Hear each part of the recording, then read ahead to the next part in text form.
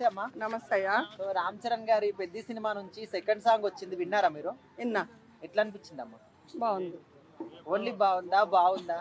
బాగుంది బాగుంది. ఒక్క రెండు కొంచెం అల్లా ఏదో కొంచెం హెల్త్ అయినట్టు, అంటే ఇంగ్లీష్ రాదు కదా అనిపించింది, కానీ సూపర్ మాట్లాడిండు. అంటే కొంచెం ఏదో తగ్గింది అనిపిస్తుంది.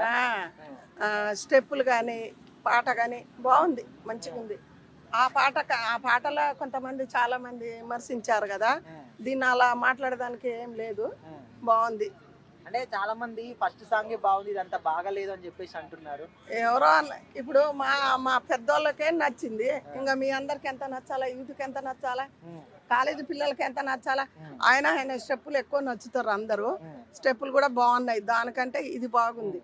అమ్మా ఇప్పుడు డాన్స్ లా ఎక్స్పర్ట్ అంటే చాలా మంది మెగాస్టార్ చిరంజీవి గారిని అంటారు. సో మరి ఆయనకి తగ్గట్టు వాళ్ళ కొడుకు చేసిండంటారా డాన్స్? చిరంజీవిని మించి అంటే ఇక అదంతే చెప్పకూడదు.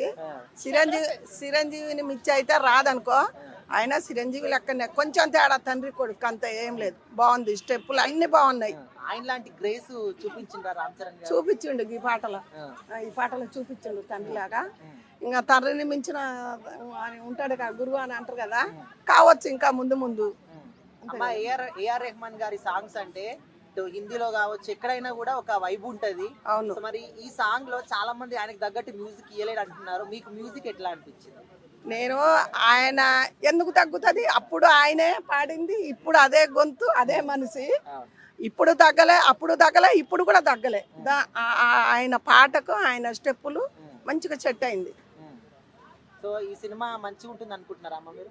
హిట్ అయితే అనుకుంటారా? హిట్ అవుతుంది, ఎందుకు కాదు. సినిమా మొత్తం చూసింది కాదు, ఒక పాటతోటి కూడా అది హిట్ కొట్టవచ్చు. ఒక పాటతోటి ఇప్పుడు సంక్రాంతి సినిమా ఉంది, అలా ఏమున్నది ఒకటే పాట.